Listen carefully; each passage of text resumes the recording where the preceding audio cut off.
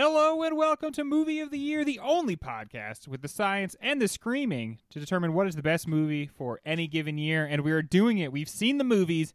We are making the tough decisions, and we're getting closer and closer to figuring out what 1973's Movie of the Year is. So far, we have moved along The Exorcist over Sisters. We've moved along The Sting over Serpico. Don't Look Now over Enter the Dragon, and The Long Goodbye over The Last Detail. I have not talked. I've not talked to you guys in a week. Yeah, what is up with you guys? Ryan, you first. What have you been up to? I've blocked your numbers because that's how we do it in a finale week. Any regrets? Did we fuck up anything? I don't think so. As the person who was in the minority for every vote, yeah, I think so. Oh yeah, I guess you got forced in a couple places, Mike. What are you most sad has not moved on, Mike? Most sad, I'd say Serpico. Yeah, Serpico is what you felt like. I felt your Italian go up when we were talking about Serpico. Oh, you guys are coming shit. at my Here people. Here he goes. Yeah, double Italian hands. It just feels like I know that you guys will realize in a few weeks that though The Sting is tight and fun, what a light, heftless movie it is.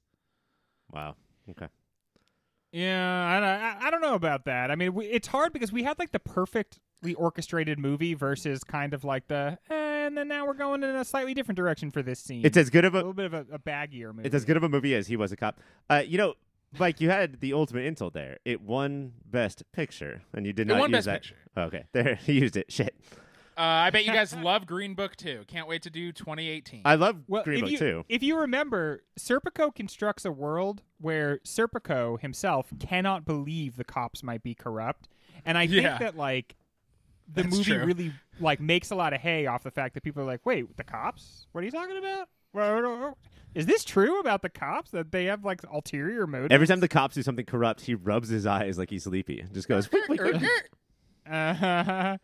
Oh boy, another whole bunch of corruption here. Better drink a Dunkachino. Dunkachino. There is no corruption here because the only thing that we care about is delivering to you the best movies from any given year. But before we do that, Rushmore? We're gonna have to. Before that, Rushmore. Rushmore. But before that, we're going to take the quickest of breaks and then get to our first award. I'm so excited about this award. I feel like I just talked about cars enough until it became a major part of the show. Is this the board saying, Greg, shut the fuck up? Yeah. No. I think this is the universe saying to Greg, "You're right, dude. Cars rule. Too bad about the whole killing the planet thing. That's a real bummerino. But they're big hunks of metal and they look amazing." I made it clear in this season, not my thing. You guys, I knew this about Greg. Didn't know that Mike could hang with Greg in these car conversations all season. I didn't know that either. I found that out right now when he said that. He's beaming. All right. Mike could pretend to hang with Greg throughout the season. Yes, I'm very good at pretending to hang. Mike is very good at going to Google Hill and being like, "What kind of cars did I see?" Mike can go up to like a group of businessmen and say, like, the Denver Broncos, they are a football team, yes? Could we do this for award every year, or is this a 73 only thing? This feels like a special award for a special little boy who hosted all special season. I do also think it's because the 70s were situated where the old cars from movies in the 70s were like from the 30s and 40s. And that is a very classic, cool look. And then to us, the cars of 50 years ago have design elements that are so different than ours and like have a sound that is so different than ours. And so I think it just gave us a panoply of different cars to get excited about. So if we did 2012, it'd be like 2000 or white van, Sorrento. white minivan. I do think, though, that like movies are talking to us when they are showing us characters in cars. They are like the movies are trying to tell us something about the characters in that way, and I think it's kind of an exciting lens into certain characters. Like, for instance, the fact that Philip Marlowe still drives his really old school car. Like, that says so much about him in a very simple way. Yeah. That's if you're not sure of the premise of the movie or like what the movie's trying to do, there's a lantern for you. Or exactly. Fucking Jaws kid in American Graffiti. My brain's dying. I'm sorry. Dreyfuss. Richard or Dreyfuss. His in a movie chock full of gorgeous cars. His POS boring car lets us know a lot about him. Yeah, he's a salt of the earth guy with this Citroen. Shall we get to these nominees? Let's do it. I'm so excited. Greg, your first nominee, and now I'm excited, is the Ashok Leland City Bus from The Harder They Come. I am the kind of person who I love fast cars, but I just love vehicles. And like a vehicle being useful to me matters. And this Jamaican bus is taking the people from the hill country into the city, and everybody on this bus is desirous of getting into the city. But not if that means letting someone else cross the bridge before they do. And so they sit, this room on wheels, they just sit on the bridge, not moving forward. But there's so much life there, you know. Part of what's exciting about a vehicle is that it's not just a way to get somewhere; it is somewhere, and the bus is like a whole little community. And Greg, correct me if I'm wrong, but you're not just a straight white male on a movie podcast, but you're a straight white male on a movie podcast that is also a lit major. And we're talking about a city bus that right in the first 5 minutes of this movie shows you that it seems like you're going somewhere, but you're actually going nowhere. And then we see how that's the entire movie. How could this not win the award? Oh, damn. Because there's literally not enough room. I mean, and that's what it is. Like, all the jobs are taken. That's what he says to his mom right in the beginning. Like, there's no place for, like, a young person like me to emerge. There's no place for me to flower. And that's exactly what's going on with that bridge. There's just not enough room for the two trucks to go their own ways. I do think he would have gotten further in life if he stopped telling old rich guys that there's just no place for him to flower. Old guys don't like hearing that kind of language typically. Well, he said it in a cool song, and he looked like amazing while he sang it, so it was better. Mike, the next nominee is Coffee's 1972 Imperial LeBaron. I mean, when we're talking LeBarons, you got to talk about 1972 Imperial style. Which car is this? That big growly engine. We didn't actually talk about that much on the show, but it almost looks like a Mustang, Mike. Okay. And it's one of these cars from the 70s that is just like got an acre of engine up in the front of it. Big growly sound. The one she's in, like in the beginning of the movie, a lot. Yes, yeah. And you don't see her cruising around in it that much, but it's a really nice car, and she looks amazing in it, believe it or not. I do, even though I would only run over every little parking gray cement thing. Do those have names? I do like the car style that is gone where you have a football field in front of your windshield. Yeah. Like, it's just so much metal, you cannot tell what you're about to run over. They like hadn't made engines like as efficient as they are now, and so it's better that engines are smaller, and it's better that they're quieter and more efficient and everything. Guess. But back then they're just like, well, if we just make the thing a little bit bigger, then we get a couple more horsepower out of it. And is that to like save the ozone or to save all of the children that were getting mowed down by this engine that you cannot see in front of? A little bit of both, Ryan. But I think more than anything else, the reason engines have become so much more efficient is because of the bad effect on the planet of just exhausting all this stuff. Mike, he's directed so many actors, and now he's directing cars. It's Falfa's 1955 Chevy 150 from American Graffiti. It is insane how many people are like, hey, Paul, this guy's looking for you. He wants to race. There's no way anybody's going to win. But then you see Falfa's fucking car, and you're like, okay, Falfa Solo might take this old thing down because this car looks like a weapon. And part of what's so cool about American Graffiti is it's not just that these guys had these cool cars. It's the whole tuner culture, the modding culture. And so this car is an outlaw, right? Like it is. He's done a lot of stuff to it, made it exceptionally dangerous. And like that uniqueness, you can see that being carried forward into the Millennium Falcon, basically. Mm-hmm. Like the idea of like, we modded this, now it's the fastest thing in the world, even though it might be a little less reliable. I know it looks like shit, the Millennium Falcon, but like the insides are, you have no idea what it's capable of. Yeah. That's so much scarier. In how many parsecs do you think Falfa's car could do the Kessel Run? Honestly, I mean, it is just a car and not a spaceship, so I think it's going to be 15 or 16 parsecs.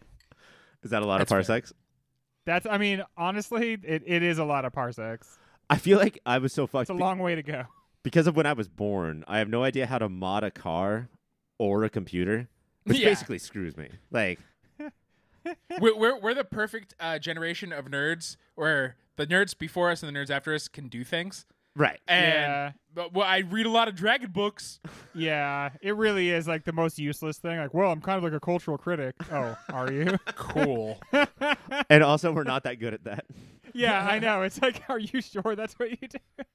I wouldn't want to drive in a car I modded either, though. So Not to pit Greg, you specifically up against Mike, but the next nominee is Milner's 1932 Ford 5-window coupe from American Graffiti. Banana yellow? Is that what we're calling it? I'm Yeah. sure I'll call it banana yellow because it's good for giving the cops the slip. This is like the real old roadster. When you peel like- out. Sorry. This is like the old roadster, like 1930s, and like the bodies are around, and they have a huge engine compartment, and so you can put kind of anything up there, and gets you that real classic hot rod look. And I think that that's ultimately what I like about it, because I appreciate cars, but I don't know anything about them, and so I appreciate the way this thing is like. They even do that thing where they saw off the roof and then drop it a little bit, so it looks way less comfortable, but it looks much meaner. It looks like the car's frowning at everything. I think And it's just aesthetically very pleasing. there's two noticeable things about this car, and I think the first one is the color, right? Like, it is, I think, the only yellow car in the movie. But Agree, but yeah. two, World. there's no, that engine is just hanging out. There's Yeah. nothing around it. Like, that's crazy. I don't know if that's bad. Like, do bugs and rain get in there? Is that bad for the engine? There's no Just home. like do random think- bugs. I think that, if you're not tinkering with it all the time, it's more open to corrosion. But yeah, that's part of like the appeal of it. Is just like that's the thing, Like to bring it back to us, 1990s, all of like the electronics suddenly were clear, Yeah. so you could see the circuit boards on the inside. It's like that. Oh man, I had so many girl cousins who had a clear phone. You could see all the Yeah. doodads inside the phone. And then in our inaugural Best Car of the Year award, Oh, I know what it is. Mike from Don't Look Now, we have a water hearse. This is your water hearse, right, Mike? Yes, this is mine. I own it. Get your eyes off it. Don't what? look at it I've now. often said the car of the sea. It's a boat, and I always admired It's a the boat, kid in it's a high hearse. school who drove a purple hearse, and so this is the purple hearse of Venice. Nobody who A has water ever gone to hearse. high school doesn't know somebody who drove a hearse. Like, there's There's always that one fucking kid. person. It sucks that they all suck. Like their cars were cool, but they were always douchebags. Also, their cars weren't cool. Mike, it's time to give were up on that dream. I bet you could have sex back there real easy, though. Hell yeah, with a bunch of dead fish. Oh, Let's and just move on. Mike Let's is- move on yeah. from that. I don't want to interrogate that. Mike's done with his bit on the water hearse. Your nominees for Best Car of 1973. The Ashok Leland City Bus from The Harder They Come. Coffee's 1972 Imperial LeBaron. Falfa's 55 Chevy 150 from American Graffiti. What does the 150 mean? I think it was the size of the cylinders in the engine.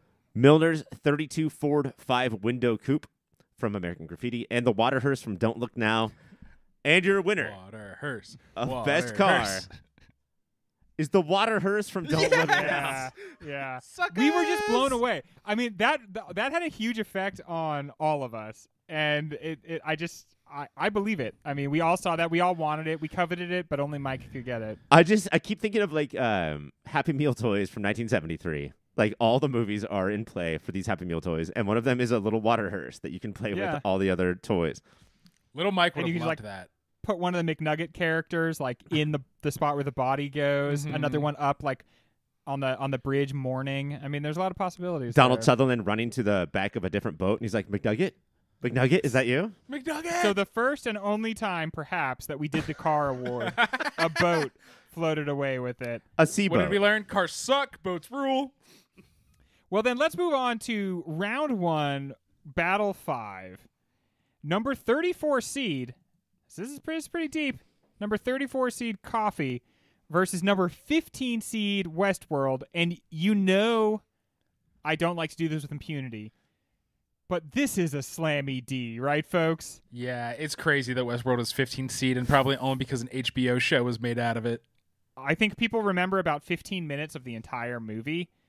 And you're just not allowed to make a movie that length, and so he added in a lot of like running down halls and wandering through the desert. Is it more famous of a movie? Like, Yeah. you know how like politicians do like name recognition? Like Mike Pence is running because he has more name recognition because he was VP.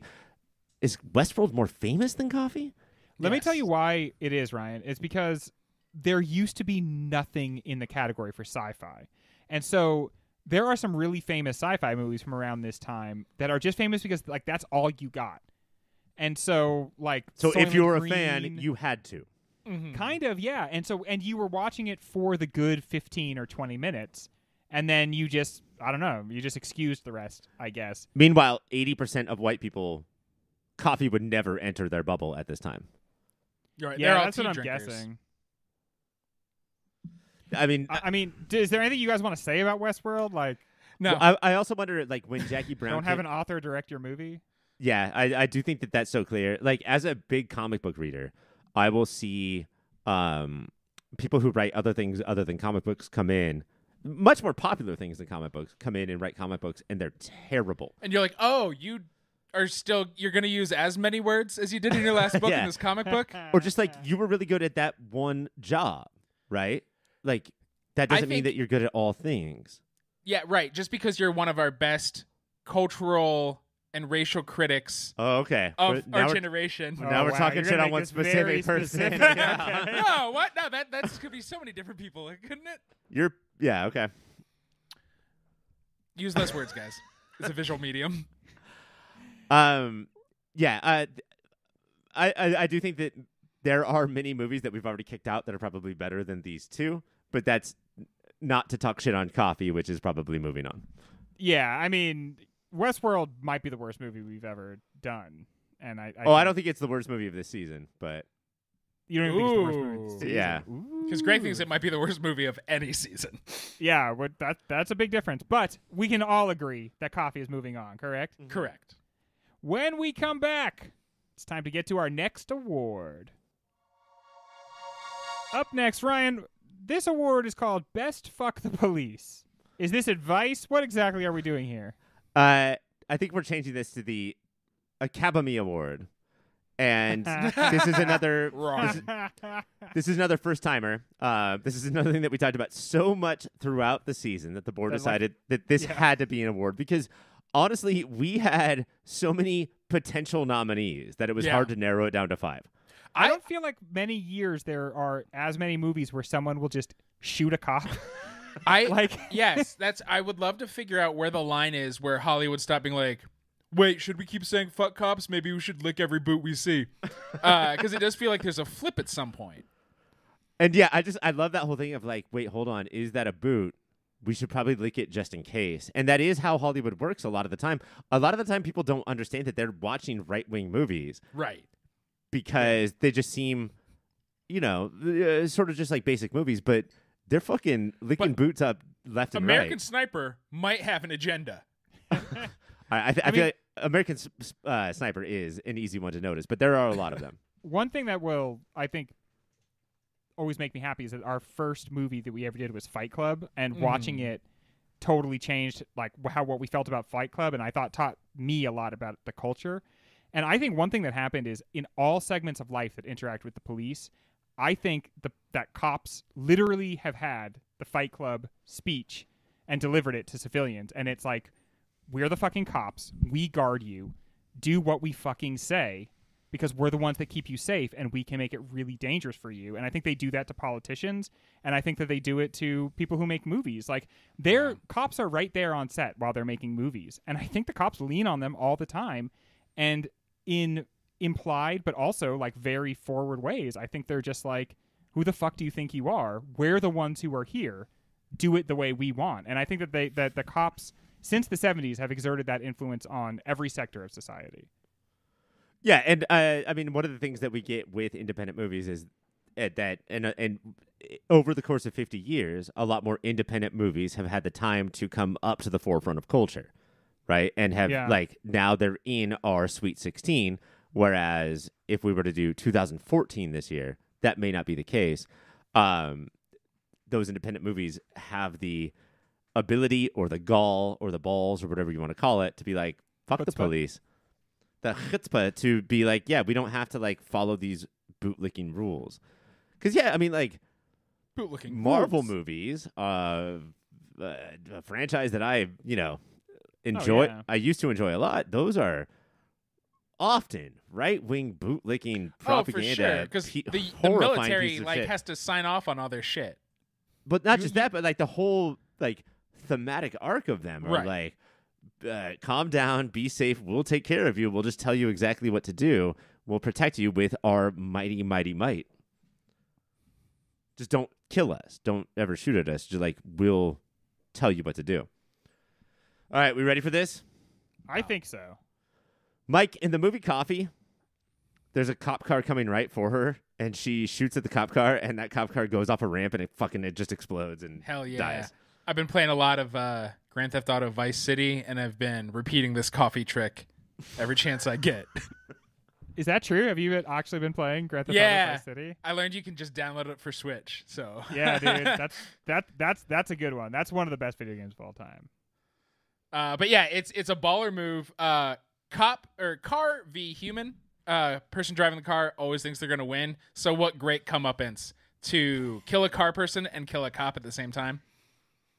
These movies are awesome, but don't lose the ability. These movies don't lose the ability of like sort of like closing your eyes, but sort of barely looking, and then wildly aiming a gun at a car and making the perfect shot where the car just fucking blows explodes. up. Yeah. Mike, the next nominee is from The Harder They Come. Cop is sort of pestering Ivan at the peak of his criminal fame, so the thing that really pushes him over the top of being a certified criminal and no longer rock star first in his biography, but criminal, is that he takes out a motorcycle. The only thing douchier than a cop is a motorcycle cop. And Ivan, there's a lot I don't agree with Ivan in this movie. The one move okay. that I fully support is this scene. And it's great. The director really shined here. I do have to say, this is one of the movies, though, where you're like, oh, wow. Like, that just does not happen in every movie where like, you show the hero shoot a cop. Like, we don't know anything about this cop. Usually, if that kind of thing happens, the movie's like, okay, let's spend a little bit of time with this cop so you can see why it's okay that he's going to die. Right. He's racist, and he kicked a dog, and he's got diabetes, and he's going to die in a month anyway. So that's why our hero shooting this guy isn't a big deal. That's not what happens in this movie. Nope. The cop tries to just pull him over, and he just shoots him in the brain. Hey, he shouldn't have done that. And then, Mike, finally, for you, Robin and his merry men steal the gold and burn a castle to the ground. We're going to call Little John the cop in this movie. Fuck Yeah. the monarchy. When the monarchy are cops, and when they have pushed a people under their thumb for too long. What they are you, in tax jail for being poor, right? In this movie? Yes. Which is, again, bad business because now they can't make you more money. But now we Being have poor is not a crime. debtors, It's not like skateboarding. prison. Take it. Not just take everything that's yours back. Take double and burn their house to the ground. Rise up, people. I don't know. I'm pretty lazy. I don't know. I don't know if I'm going to rise. Okay, well, sit up. I mean, you don't have to rise up, but if you can Okay, sit up. deal. I'm going to sit up. You have two options, folks. Rise up or donate money for other people to rise up. Yes. Rise up, you guys. I'm going to be back here chilling. Greg, your next Yes. nominee is Serpico. Picks up the phone and calls the New York Times and says, "You guys will not believe what I have got seen. a story for you. It's a story so big, you could put your head right up its ass." As the viewer, you're like, whoa, I can't believe he's doing this. Why, though? Like, he has seen so much corruption. These guys literally have meetings where they're like, okay, we're all taking money, and let's divide up the money this way, and we'll steal it this way, and we'll use violence if people won't give us the money. And then he goes to call the New York Times to just be like, hey, this is going on. And the viewer's like, ooh, I don't know, Serpico. Feels like a major move, man. But you can't believe it because mostly what we know about cops is like, no, you can't do that. Here's your envelope of a bunch of $100 bills. And then the other cop's like, oh, thank you. Here's the other envelope I owe you of money. And then here's 3 other envelopes. And then the other cop's like, shit, I forgot to give you these 6 envelopes of $100 bills. Cops are The fucking envelope weird. industry is booming. If I was a retired cop, I would open an envelope business. We got Manila. We got Long White.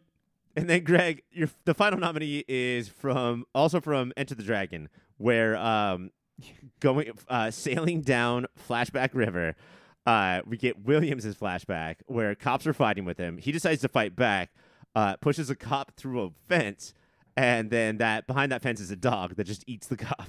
I do feel like there is a weird bit of justice there where it's like reclaiming dog violence. Yeah. And also this movie does go out of its way to be like, these are bad cops. Yeah. They are racist. They're saying racist things to him directly. We get a no little reason. flashback where the cops are like, let's find a black guy and hurt him. Yeah. But it is still like by modern day standards, it's just not the kind of thing you see, like a cop iced that quickly in a movie. But the dog did it. I remember at one point Williams was like, "No, dog, don't." Especially the most modern movie I can think that's a 1-to-1. Imagine if the new Mortal Kombat we had Liu Kang just kick a cop straight in the nuts into a dog's mouth. That you would never see that. Gulp. Okay. Nominated for Fuck the Police for Oscars were none of these. What? Yeah. Get on What? it, Oscars. We have See, five. this is why we are glad to not share common ground with them. Your nominees are from Coffee shoots a cop car while it's driving toward her. From The Harder They Come, Ivan kills a motorcycle cop, which Mike backed up all of that immediately. Yeah, dude, Just loved fully. every part of it. From Robin Hood, Robin and his merry men steal the gold and burn a castle. From Serpico takes a story to the New York Times. And from Enter the Dragon, William kicks the fence down and dog bites the cop. And your winner is... It's Williams from Enter the Dragon. I think it Nice. has to be. It's Yeah, so it's like baller. the timing is perfect. It's just like that dog is waiting there as if he's on Williams' payroll to just be like, "Fuck yeah, here's a cop for dinner, thank you." And Williams is kind of like just such a likable character Yeah. in the movie. He sells it. Okay, so that is the award for best fucking of the police. Williams and dog, you win. Our number 7 seed is Robin Hood, a movie that Ryan feels strongly about, versus number 42 seed and our lowest seed, The Harder They Fall.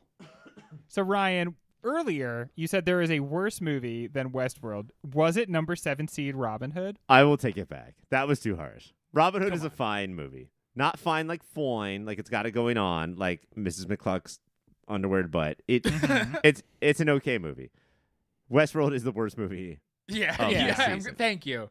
Yeah, thought I about just it a feel little like there's longer? a couple parts of Robin Hood that are honestly enjoyable, very cute, and certainly iconic. Westworld, I guess, is slightly iconic, but more than anything else, Westworld, like, we know about it because we know about it. I feel like Right. it just here is the name of a movie everybody knows. Right. Before the TV show reboot, people were like, well, before he made Jurassic Park, he already kind of told this story. That's all anybody knew about Westworld. And I love that whole thing of like, don't remake good movies, remake bad movies. Yes. And he got that chance to remake Westworld into what some people that are younger than me have declared to be the best movie of all time, Jurassic Park. That's awesome. But Robin I Hood also is like, if not you're going to as bad remake as Westworld. movies, retool it and be like, this needs more dinosaurs. Yeah, instead of Every Robo movie Guys, remake, dinosaurs. dinosaurs. Because that's what Altman did with The Long Goodbye. He remade The Maltese Falcon, added dinosaurs. That's what you do. But The Harder They Fall, Ryan, number 42 seed, The Harder They Fall, is that a mismatch there? Is that too low? Yeah, obviously. I think that it's too low. Greg, you texted me earlier. You faxed me earlier. You had the board memo me earlier. Mm-hmm. Please do not bring up Tuki Buki I said please don't do that, yeah. when we talk about The Harder They Fall, and I'm not going to. Okay, I'm In I- an not, oblique can- way, this feels like you are. Though. I'm not going to bring up Tuki Buki when we talk about The Harder They Fall on the finale show. I'm Okay, not are you going guys? to do it. Is this the bit? Is this the bit you guys are trying to see how many times you can say the movie title wrong? And before I freak out about The it, Harder They Come? The Harder They Fall came out 2021. You fucks. Oh, yeah. Oh, It's The The it Harder Harder They says Come. on the Come. sheet. You said it so many times. I Sorry. really thought Also, it was like. also, can we I think fucking- I said it on the actual show. Can we gaslight Mike? The Harder They Come. Sorry. There it is. The Harder God They Come. damn it! Mike. Thank you. I can breathe now. Thank you for that direct and forthright way of correcting us on that minor mistake. It's so rare as a podcast listener. Normally, you're driving and screaming at the podcasters. Yes, it's nice to be able to be in the room and do it. We've been recording for 3 hours, and you just mentioned it now. You just said it 8 times in a row to the point I was like, no, wait, this is the bit? It says it on the script, Mike, okay? This is not our fault that they made these very confusingly named movies. I think that anybody can make this. The Harder They Come, a completely different movie than The Harder They Also, Fall. that's a little too sexual for me, so I would like it to be The Harder They Fall. Well, I always Those come two when just I fall. work together so perfectly. Okay, so The Harder They Come Thank you. is not Tuki Buki. Is a sentence that Greg and the board has asked me not to say, and I'm not going to say it tonight. So, that being said, Robin Hood is better than Westworld. The Harder They Come is a minor masterpiece, and Robin Hood could fucking kick rocks. Yeah, it is an interesting... I like this battle because it's a mostly boring version of Robin Hood versus a very selfish version of Robin Hood. He steals from the rich to give to himself.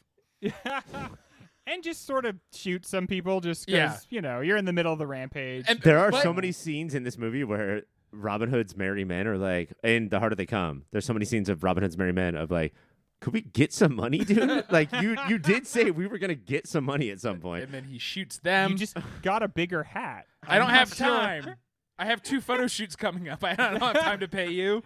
Listen, we ran out of hat budget, okay? That's just how it goes when you want to buy as many cool hats. I also feel like this matchup definitely shows where the show's priorities are when it comes to iconic versus good. Because obviously the animated Robin Hood is super iconic. I mean, I think that's why it's the number 7 seed. But it's so much worse than The Harder They Come that ultimately... Yeah. It's skating by on people vaguely remembering it from their childhoods, never rewatching it again, and then screaming at you if you say it's not that good. Well, I think that if it was, let's say we were doing the year when The Fox and the Hound came out. Oh, then I'm fucking throwing fists. A roughly similar in quality Disney movie. Superior. Continue. Which is? Fox and the Hound is. Let's say they're the same quality. Well, it's 100% new animation instead of the lazy-ass Robin Hood. But The Fox and the Hound doesn't make people go for their vibrators. Yeah. The Fox and the Hound is probably in the 40s or 50s. Which Robin is crazy, Hood is at number Todd 7. is a sexy Okay. fox. I know Mike, he never wears settle a shirt. down. Let's not get into it. Both of them have their whole leg region bare. Okay, but this is almost a slammy D, right, Mike? Yes. I would slam every D. Okay. For The Harder They Come. Yes, for The Harder They Come. Ryan, do you agree? I agree. So moving on is The Harder They Come. Greg, do you remember Contacts? Do I remember what? Contact seating? Is this the lowest any movie has lowest seating that any movie has gotten to the second round? Oh, it's right there. I mean, Contact. Yeah, if Contact was a lower seed than this, I think potentially it was. But like when you're saying 42, like that's fucking low. That's Yeah, as that's low, low as almost shit. as low as it gets. When we come back, we're gonna talk about the best sex. Sex. I've had it. Yeah, All I right, know the settle whole. down. I know the whole deal. I know the stuff about the doing it. But we don't need to get into all my sexual conquests. You can tell I've had so many because I call them sexual conquests. But 1973, we haven't had much of a chance to talk about this, but what was the level of sexiness in 73, Mike? Did you feel like this was a legit sexy time? I would say there was both more sex in general in 73 movies, and therefore, yes, more sexy sex as well. And more nakedness, right? A lot more nudity. A lot in these more movies than nudity. you get in a modern movie. Not fucking prudes. Do you see these fucking prude kids on Reddit who are like, I don't think any movie should ever have sex. I don't know why people have sex in the real world either. These are the same Because people who are shoots like are notoriously predatory places where people are forced to do what they don't. They're wanna never. do all the That's time. never part of the complaint, though. They're always bitch asses being like, "Well, I didn't consent, so isn't that part of it?" Bitch, you just went to an R-rated movie. Shut up. these are always people who are like, anyway, I am off to put on my suit and go to see Minions 3 as a gentle minion. And I think the Minions movies could use a lot more sex. All right, Ryan. Give us the awards. The nominees, excuse me, for best sex. Look, I'm not agreeing with these fucking Gen Zs that say this last, but I'm blushing right now even reading these nominees. Oh, and wait, I keep saying Yeah, I best was going to sex, say but- that point of order. Yeah. This is most impactful, right? Because sometimes the sex is not good, but what do we mean by that? We're a most movie impactful? podcast, so best sex is best for the movie. We're not saying the best sex like the one that we They want both to came have at the or- same Yeah. time. the one that made us jerk off the hardest. It's the best sex for the movie. Yes. Greg, the first nominee is Charlie and Teresa get breathless in Mean Streets. Oh, well, this is loving and nice. This is what you like see this part, and you're like, this is the part of his life that he should embrace. That he should and focus follow on up more, maybe? Isn't Yeah, it nice to this forget is- about Johnny Boy for one fucking second in Oh our my lives? god! Yet another situation where if Johnny Boy were there, it would be so much worse. Char- Um, I know it's not what we're, Inarguable. it's not what we're talking about, but Charlie is too old to have a friend like Johnny Boy in his life. yes, no, it Mike, would, like, maybe you should not tell me and Greg things like that. Are you my two Charlies? And when you see him with her, and this is a good illustration of it, feels like a necessary sex scene. You know, like there are gratuitous sex scenes, and I would say 73 does a good job of having like necessary kind of adult scenes, and I think that's what this is. And I love how he's like, I love you. No, I can't love you. But it's like not manipulative. He's a moron, Yeah. but like it's in a young way, not a manipulative way. I'm love going to this use scene. that line. Baby, I'm not manipulative. I'm just a moron. Just a moron. I'm too dumb to figure this all out. Mike, your next scene, I like to call this Forrest Gumping, what happens to Meadows. It's from The Last Detail. It's Meadows needs a second time. It's he's barely touched, and he Forrest Gumps. When you Oh, yeah, said 'cause Forrest he's gonna Gumping, clean his junk. Yeah, yeah, and that makes him come. that makes him come. You got that dirty dick. When you said Forrest Gumping, I was trying to remember what movie had just some buddy going outside of a room. Again, this is not the sex we want to have, but it's the sex we deserve to have. But it's showing his growth and so much more. It's showing like Bodusky is like, hey man, that's fine. We'll pay for another one. Like, I think it's really this is the moment. It's like, oh, they're starting to care about this kid, and this Right, is not because an easy job. The first third of this movie, him and Otis Smith, Jack and Otis are talking about how they're going to spend the money that they have on themselves. Right.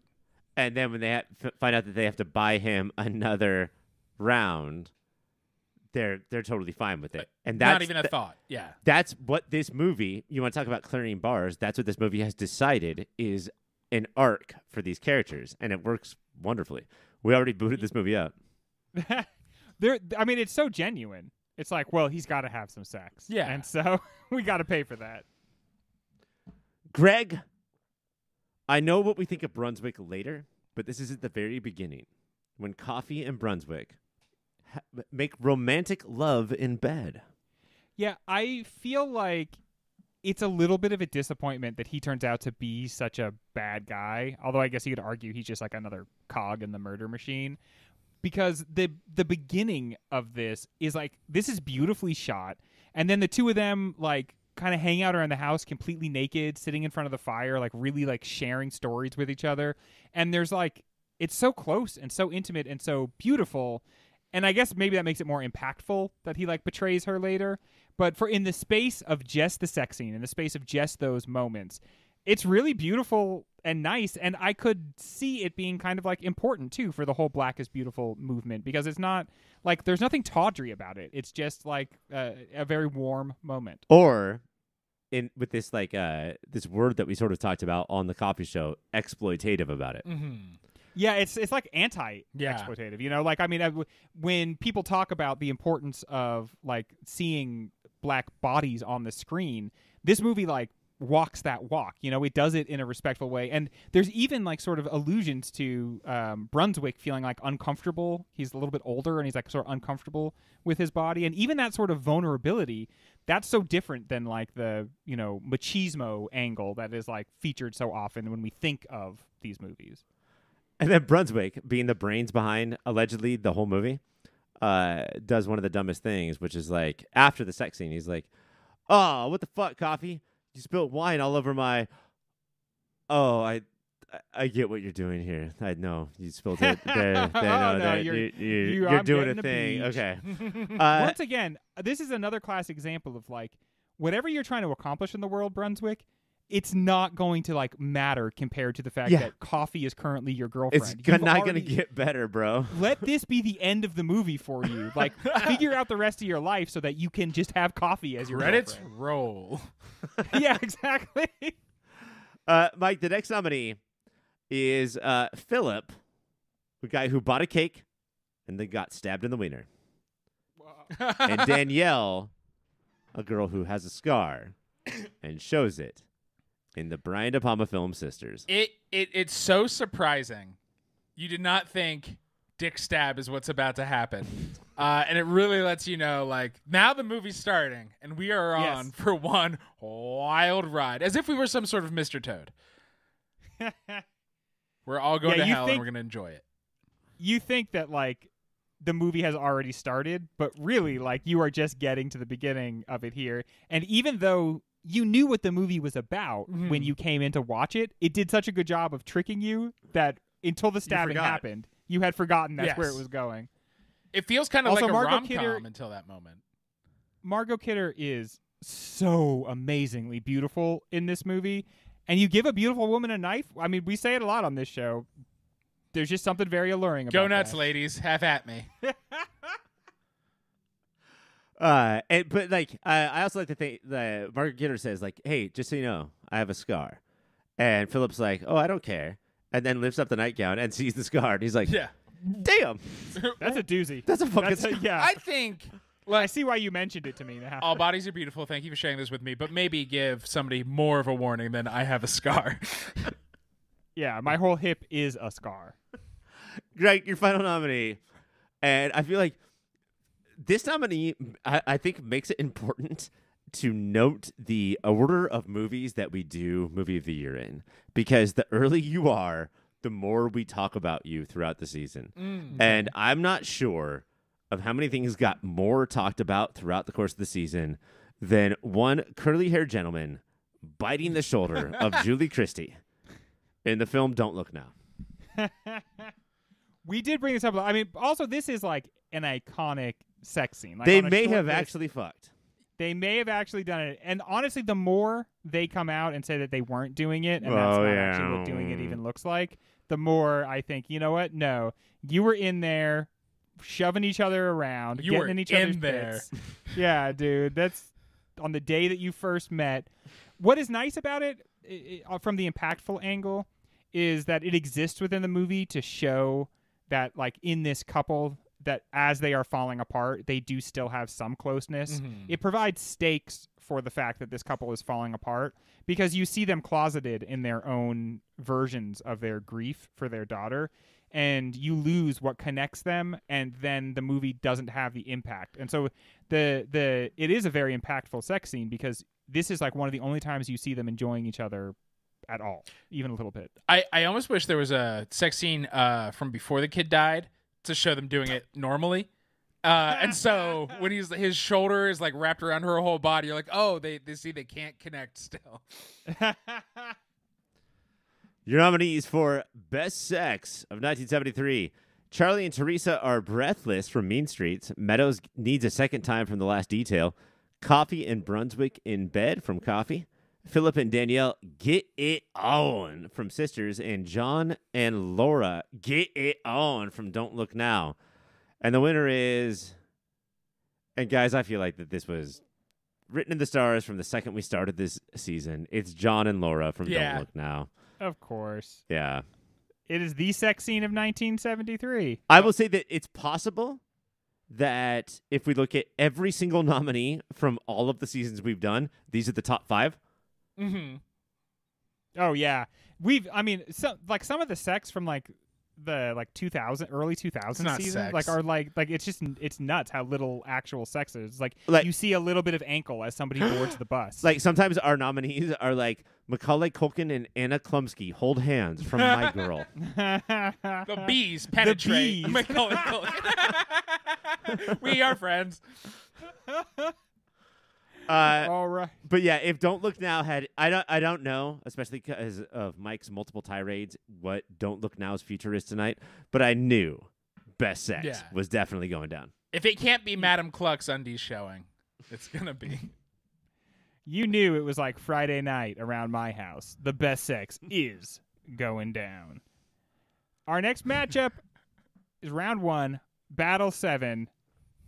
3rd seed Mean Streets versus number 14 seed Last Tango in Paris. Does anybody want to say anything about Last Tango in Paris before we yeet it to the moon? Again, behind the scenes aside, I think what an fascinating, well-acted movie.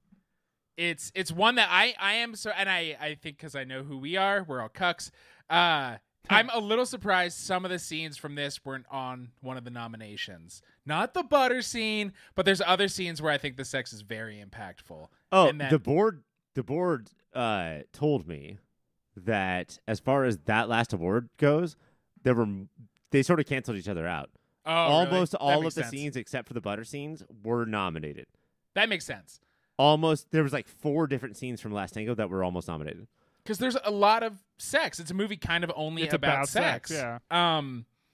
And to have this acting veteran and this acting rook go toe to toe with each other. I think it is a and junk to masterclass in junk acting. And junk to junk with each other. I think if you can, and I don't think we did, and I still don't think we do, but if you can get beyond the behind the scenes, like I think it is a phenomenal film to watch. Just the acting against each other as a two-hander. Oh, look, I think that this movie is a borderline masterpiece. I do. I think that it is, if you can ignore everything you know about it, I think that it is fascinating. Yeah. I think that where I get confused is not dissimilar to Mike's like ending of Don't Look Now, where like I can't get past that. Is a lot of the stuff with Maria Schneider's husband and how little that threads in. Yeah. How much sloppy. That is a distraction instead of a partner contribution to like the rest of it. But like in a lot of gross ways that I feel terrible about saying, like all of the stuff feeds with each other into making this like singular thing that like we had never seen before and will never see again. Like this movie is a singular beast that needs to be reckoned with and like not heralded, not put on a pedestal, but like, I don't know. It is its own thing. I just think that... I like that way of looking at it, that it's something you have to wrap your mind around, not celebrate, but just, contend with. Because I would say its view of sex is so distasteful within the text of the movie, but that's not a reason not to watch it. That's just a reaction I had to it. Like, if you, if I go and appreciate sex with my wife more because of this awful movie, didn't it do its job? But, like, when we get to its opponent, Mean Streets, it's sort of hard for me to think about like the sloppiness of Serpico, which I did not appreciate, against the sloppiness of Mean Streets, which I love. It's so endearing and so wonderful, yeah. But I think that Mean Streets is a 4-star movie. I think that it is a perfect, absolutely not perfect movie. Mm-hmm. Why is that different than Serpico? I don't know, but it just this is my movie of 1973. Well, I think it's because Serpico is where I liked its messiness. It tries to be neat at times, where Mean Streets does not. Mean Streets is a mess because these people's lives are a mess. So you could almost argue, even though I don't think it was Scorsese's intent, be like, well, the movie's kind of all over the place because I'm trying to show that emotionally they're all over the place. That's not what he was doing, but it kind of fucking works as a read. And also Scorsese's life was a mess, and the editor and like everybody was a mess. And we're just, unfortunately, our incredible talent overrode our disastrous lives at the time. Unstopped I vacuum believe- for cocaine. We called the movie at one point Bad Fellas because these guys are so bad at being gangsters. And I think to make a really slick movie about those people would have felt kind of disingenuous in a way. That because I wasn't on that episode. That is a perfect encapsulation. These are the guys who act like gangsters, think they are, but I would love to watch the real gangsters roll in and fucking laugh at them because these they people fucking are suck at they're it, dude. jokes. What are you even doing? You're all fucking jokes. And if actual gangsters walked in, like the guys from Goodfellas, they would clear their throat, stand at attention like military, Yeah. and not say a fucking word. We watched them spend an entire night ripping off two 19-year-old kids for like $20. And that's the only time they do anything cool or constructive at all. They are And worse they're just- gangsters than Little Addie from it Paper can't- Moon. It can't be for the money because they could get minimum wage jobs and make more. It's just for like the thrill of ripping white Yeah. rich children off. Feeling like one of the guys, feeling like you own the block, that like you're not just a part of the world, but that you're like a mover and shaker within it. Which is why Charlie can't just be with the woman he loves because he's like, I don't know, my uncle would be a little annoyed at me because you have epilepsy, Which, so I like- guess I can't. Don't ask me. I got a restaurant coming. And these are the same thoughts that are happening in like movies about 14-year-olds. Like these are Yeah. freshmen in high school movies. They are having these same thoughts as like 22, 23, 24-year-olds. Yes. Like Martin Scorsese is now making movies like Killers of the Flower Moon that are like rethinking all of the movies that he's done before, saying like, did I do the right thing? Like, did I really show how awful my characters were? Yes, you started with it, dude. Yeah. You I think- started with how fucking awful and immature these people were. I mean, to connect the two movies together, like look at his Robert De Niro bookends there. I mean, that's like two different versions of the worst people you'll ever encounter ever. I think there's a very clear reason once Mean Streets came out, Scorsese couldn't go to his home neighborhood, like where he grew Right. up, because those people are like, you made us look like fucking assholes. Yes, But dude. if I was Martin Scorsese, I'd be like, I know, and I also don't want to be around you. 'Cause Yeah. the people that I used to look up to, I then made a movie about you. I thought about you. I reflected on you for the first time ever, and I cannot be around you. That's what's awesome about Mean Streets is you watch it the first time and you're like, well, Johnny Boy sucks. Sure. And then you watch it again, you're like, no, wait. Everybody sucks. Right. Yeah, dude. Well, I'm going to call for the vote, gentlemen. Two impactful movies. But, Mike, what do you got moving forward? Is it number 3, Mean Streets, or number 14, Last Tango in Paris? It's got to be Mean Streets for me. Ryan, do you agree? Last Tango, I think that like we could do a whole season about and what it means to like or dislike that movie. But Mean Streets is my shit. Yeah. And it feels better to talk about Mean Streets than it does to talk about Last Tango in Paris. Not that that was ever the goal of that movie. When we come back, another award and our last matchup for this episode. You've had your sex. Now, here comes the violence. Ryan, was 73 a very violent time? Some things we've said tonight makes me think maybe it was. I would have loved to do this category without two specific movies. I think it would have been so interesting to hear about what happened in The Sting or American Graffiti or Westworld or The Harder They Come Guy gets bit by a snake in Westworld. Remember that? That's fine. or Serpico. Gets Right? shot right in the face. But unfortunately, two movies. Gentlemen, we're dealing with two movies. No, not unfortunately. Fortunately, these two movies are badass as fuck. Mike, your first nominee. Coffee shoots syringes out of a syringe gun into a dude. I didn't know you could MacGyver a shotgun with other with other ammunition. And shoot we're, us remember, all. we're Do you remember sure in the coffee show where Greg tried to convince us that this wasn't the case and we were like, Yes. fuck you, Greg, it yeah, was? okay. Okay, good. Yeah, I just want to make sure we're all on the same page there. Oh, we are, buddy. Syringe shotgun. I guess, don't you kind of think that like you could just put anything into a shotgun and shoot it? Salt, dice. Only one way to find out. I believe in a shopping spree, I drafted this gun. And Oh, yeah, that's true. So it must be real. I will often put money into a gun and buy everything at a grocery store, which is what I call a shopping spree. I don't know if you're buying it at that point. I think that's a stick up. In a 1973 movie that we did not watch, the Billy the Kid movie, a guy loads change into a shotgun and shoots it into somebody, and then it's like, that's the best $1.40 I ever spent, which is something that they then totally copied in Young Guns, I think. So you've seen it twice in 2 different 73 movies, and yet you still don't believe it?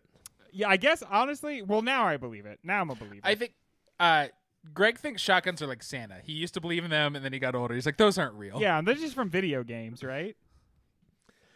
Are you guys in video games? Are you guys shotgun players, or do you go for more? Oh, I love accurate shotguns weapons? in video games because you don't have to aim them as finely. Yeah, You just like I'm run so up to bad people at and press aiming. the button. Yeah.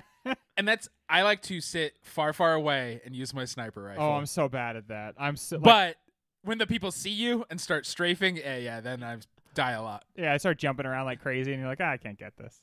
Also, I love how Mike didn't say like hide or squat. He said sit. Like find a lazy boy. Oh. Get your sniper rifle. I'm across the street in a chair I dragged out of the dumpster. Greg, the next nominee is not but 10 seconds before that. Coffee shotguns ahead of. Okay. We said best violence, and that's kind of its old name because it's most impactful violence.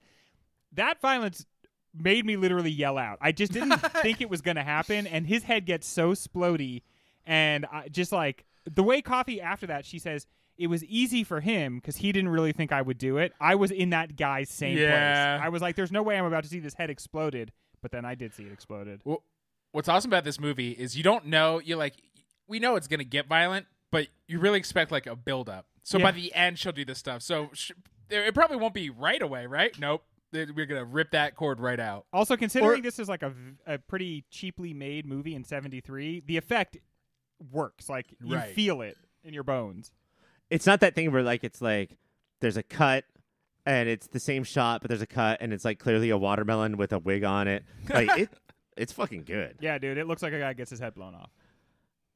Mike, the next bit of violence is Lee fights an entire prison full of people. Yeah. This is so boss. This is the stuff I think about where I'm like, how could you guys let this movie get kicked out? Is I just want to watch this and cheer. I was just jumping up and down on my couch as if I was some sort of 5-year-old. It was fucking dope. Remember the first time you saw the Ninja Turtles? That's what this scene feels like, man. And there's a lot of drama in it because he passes a couple cells with guys in it. Yeah. And so you're like, oh, what's going to happen here? In a reference to Orson Welles, Greg, the next nominee is Lee versus Han, House of Mirrors, the final battle of Enter the Dragon. Again, this is like impactful. I think that there's imagery going on here, and I think that there are cooler fights. But I was really impressed with the bad guy in this movie, Han, holding his own for the most part in these fights against Bruce Lee, despite the fact that one of his hands is like a weird rake or something like that. The other one a spatula? Yeah, the other one is a spatula. But it's hard to shit on anything from Enter the Dragon. This one does have a little bit of the there's a cut and then a watermelon with a wig. Yeah. Where he is thrown against a spear and then you see Han jump up a little bit onto the spear. Yeah. But it's okay. This is a near perfect fight. Mike, the final nominee, we have to. It's the sex worker fight. Let's throw some fucking salad and razor blades and everything's getting into everything. Hey, dill In coffee. holes. If you love Hook and think that's the best food fight in a movie, you're a fucking moron. Go to school, do some homework, and watch this scene in Coffee. Open a school book. Open a school book and watch Sex Worker Food Fight, which is a movie I've been writing. But food fights always seemed fun, and this was simultaneously funny and then horrifying, because when the one tried to grab Coffee's head through her hair, not knowing she had twisted razor blades all through her hair. Like, man, Coffee's a badass. Yeah, That's you want to make sure that whenever you're going to fight somebody, that they're not the kind of person who's like, I'm probably going to get in a fight later, so I'm going to have to like plan ahead. Like, you're in bad shape if that's going to happen. This fight is cool enough that the big scary bad in the movie, and he stops from talking and doing business, goes, ooh, ooh, ooh, ooh. Yeah. He keeps tapping people like, hey, you got to check this out. Look, I normally am very cool under pressure. I think I'm cool, but you have to stop and watch this. Ooh, look at this. You know we're going to see a titty soon. And then it takes a while, but every top comes off in this fight. Yeah. The minute one starts, Yeah. it is an avalanche. There's a shot where it goes from whoever directed Coffee to Brian De Palma, where the blonde woman pulls her hands out and just has blood dripping down. Yes. And like that is from a horror movie. Your nominees for Best Violence of the Year: Coffee shoots syringes into a dude from a shotgun that can do anything. From Coffee. Coffee shotguns a head off. Lee versus a prison. Lee versus Han. And the sex worker fight from Coffee. And your winner is... It's Lee versus a prison. It's a little unfair. It has all of the violence you could possibly want, including Jackie Chan. What are we going to do here? And it's such a long scene. This fight goes on for so long. Have you guys ever tried to be like, I get out of breath standing up from the couch and just imagine hustling for this long. They are fighting for so long. He's in incredible shape. Well, congratulations to both Bruce Lee and a prison full of guys. And to us for giving him that award. And for us for the real recognizing winners. The greatness. Moving on to our last matchup of this episode, it is, and the last matchup of round 1, it is number 6 seed American Graffiti versus number 11 seed Paper Moon. Probably our two like feel-goodness movies in the entire bracket. You're not going to feel real bad watching either of these. And Americano, right? Like different times, but like neither one of them 73. But hey, 1973, along with The Sting, would be the third in this trilogy of like, Americano is good? Not really. Yeah, but not really. Isn't it fun to enjoy them? It's almost like, a lot of times they don't act good, but the spirit is still a good spirit. Right, and Remember that's the when American it was good. spirit. Even though they were in the middle of the Depression, she didn't want to screw over the poor people. And I always like to think of the three of us as in the middle of a depression. I mean, historically speaking, one of us always is. The other two are anxious. So 6 seed American Graffiti and 11 seed Paper Moon. Does that feel, for American Graffiti, does that feel like a low seeding 6th? I feel like we said that about like the top 7, so I guess they can't all so I be think they low can't all seeded. be low. This one feels perfect. All of them are number 1 in my heart. To but somebody. You can't, Greg can't ask that and you just say, no, it's perfect, Greg. You fucking idiot. Why would you ask that? I would have said 6 if you had asked me, idiot. It feels like maybe 10, 20 years ago it should have been higher. It's one of those movies that is like in the process of getting memory hold. The world is kind of forgetting the beauty that is American Graffiti, for sure. I guess I agree with that. Yeah, I feel like this is the kind of movie that was talked about a lot like 20 years ago. And I definitely expect it to go down as boomer hate goes up. Oh, yes, of course. Because people watch it and be like, they'll only focus on Little Ronnie Howard's plotline and ignore the rest and be like, fuck this shit. If somebody punched the shit out of Ron Howard, like if that car flipped over onto Ron Howard's head, like he was the Wicked Witch of the West, then this movie would rise up in the rankings. But because he just like wins until he becomes a salesman in Modesto. If Gen Zs read that last thing at the end and find out that he actually died harder than the other people that actually died, then maybe it'll rise up. But Paper Moon seating, I guess, is a little lower than I thought it would be at 11. I don't know the standing of this movie in movie lore. Yeah, I don't know what like, the popular low. appeal of it is, but I feel like it's got a devoted fan base. Yeah. That people are definitely into it. Both movies I find very entertaining. I wonder which is the deeper of the two, would you say, Mike? Deeper like what what the movie's trying to say? Yeah, layers and complexity and all that good stuff. Well, I think American Graffiti is trying to say more. I think Paper Moon is more successful at what it's trying to say.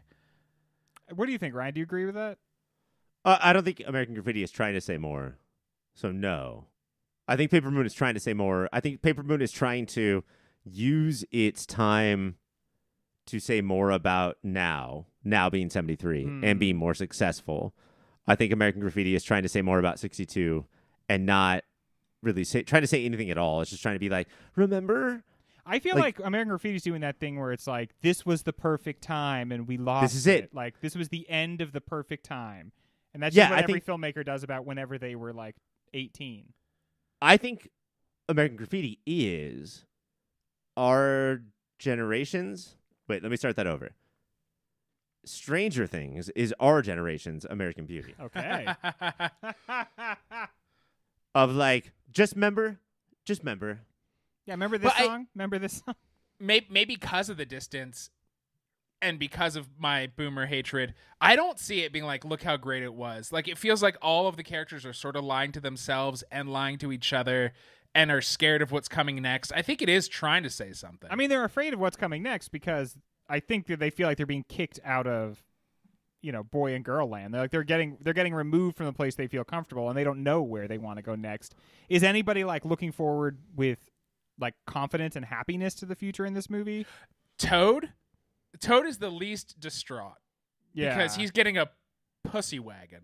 I guess his future him. is bright, right? He's getting the car. But see, I think that underscores my point even more, Mike, which is the only one who looks forward to a future and is happy about it is the one who is like staying as much in place. And that's why I love Toad versus Paul, or what was John in the movie, because they are the ones staying and their attitudes are so different. About how they and I take think it.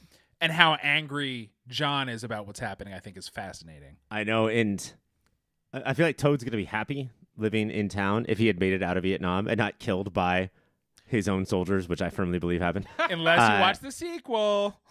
But The sequel's Paul, not a real thing for me. Like, No, nothing the it sequel doesn't says has exist. any It bearing might as on be how I feel. a Saturday morning cartoon, like the Back to the Future cartoon. God damn, I want to go through one of these fucking episodes without you bringing up the Back to the Future cartoon. I watched it so much, man. On our American Graffiti episode, I compared this movie to Wizard of Oz, of the four characters, Oh, yeah. and eventually meeting the wizard. But 4 characters, and one of them is named Toad. Is this movie Super Mario Brothers 2? Super Mario Brothers 2. And what is Toad good at in this movie? Picking up that girl, and that's what Toad was good at in Super Mario Brothers 2, picking stuff up. We cracked the code. And We're it's the driving, game it's genies. all Mario Kart. It is clearly time to vote. So, Ryan, number 6, American Graffito tagging versus number 11, Paper Moon. I figured out very recently that I love this movie, American Graffiti, more than I ever thought I did by watching it. Yeah. But It's weird how that happens. I do think that Paper Moon is the superior movie, and I would like it to move on. Mike, agree or disagree? Yeah, I guess I had the opposite, directly opposite experience as Ryan did. Is I thought I loved it, and then I watched it and just liked it. Paper Moon is so much, it's so superior, and I think it's Peter Bogdanovich is interesting because I do feel like out of that class of director, in general, it's weird to watch an entire director's oeuvre being memory hold. I feel like he's just being like wiped away. I totally agree with that he's like becoming a forgotten director. So does that mean you disagree, Ryan? You voted American Graffiti and Mike voted Paper Moon? No, I'm voting Paper Moon. Paper Moon it is. Moving on, number 11 seed, Paper Moon. Well, gentlemen, that means for this episode, Coffee is moving on, The Harder They Come is moving on, Mean Streets is moving on, and so is Paper Moon.